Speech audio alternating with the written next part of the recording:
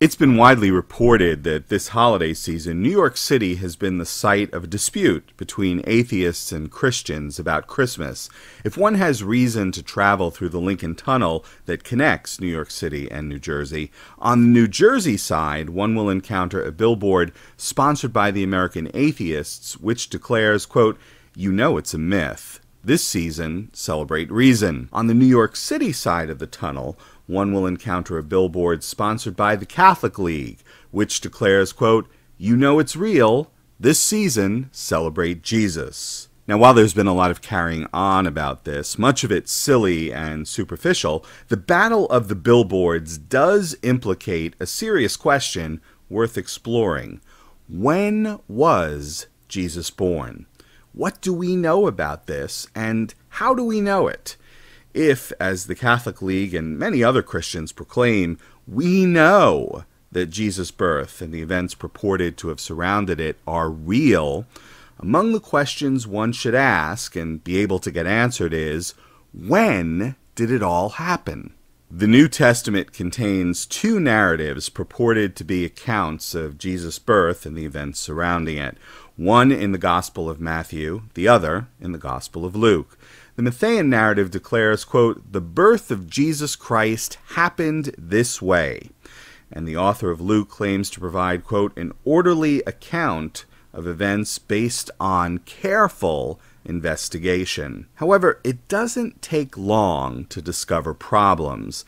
As the late great Bible scholar Father Raymond Brown, a believer in Jesus, notes in his excellent comprehensive book, The Birth of the Messiah, quote, "The two narratives are not only different, they are contrary to each other in a number of details. Even worse, the Lucan narrative contradicts itself and contains a number of what we know to be historical inaccuracies. For example, the author of Luke claims that Caesar Augustus ordered an empire-wide census, but as Christian historian Paul L. Meyer of Western Michigan University notes in his The Date of the Nativity and the Chronology of Jesus' Life, quote, "The claim that no non-Christian record exists of a universal Roman census ordered by Augustus is still valid." Dr. Meyer says that this was actually, quote, "a provincial census of non-citizens for purposes of taxation." Father Brown says, with some scholarly understatement, quote, "Close analysis of the infancy narratives makes it unlikely that either account is completely historical." All of this calls into serious question the Catholic League's proclamation that we can and do, quote, "know it's real." The authors of Matthew and Luke both say Jesus was born during the reign of Herod the Great. Now, Herod the Great reigned from 34 BCE until his death in 4 BCE.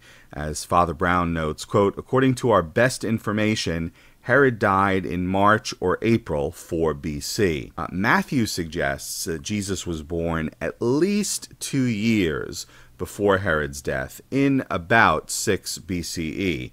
So the Matthean narrative has Jesus born in 6 BCE. By contrast, the Lucan narrative places Jesus' birth in 6 CE, 12 years later than Matthew. How do we know? The author of Luke tells us that Jesus was born during a census conducted while, quote, "Quirinius was governor of Syria." As Father Brown notes, quote, "Publius Sulpicius Quirinius became governor of Syria in AD 6 and conducted a census of Judea, not of Galilee, in AD 6 to 7. Dr. Meyer says, quote, "The one recorded tenure of Publius Sulpicius Quirinius as governor of Syria and the census he administered in Judea dates to AD 6, a decade after the death of Herod the Great." In addition to the problematic difference of 12 years between Matthew and Luke, the Lucan narrative contradicts itself by placing Jesus' birth both in the days of Herod and 10 years after Herod died. As you think about that irreconcilable difference, remind yourself that the author of Luke claims to have investigated everything carefully, and we're told by Christians that he was writing under the inspiration of an omniscient God. Why didn't the omniscient Christian God let the author of Luke know that Herod was dead 10 years before Quirinius and his census? In any case, this is the mess that the Bible's allegedly careful investigation and divine inspiration have produced. Now, those who worship at the altar of biblical inerrancy have come up with lots of different and often very creative tales designed to make these date problems go away. As I show in my two-part series, Quirinius, Where Art Thou?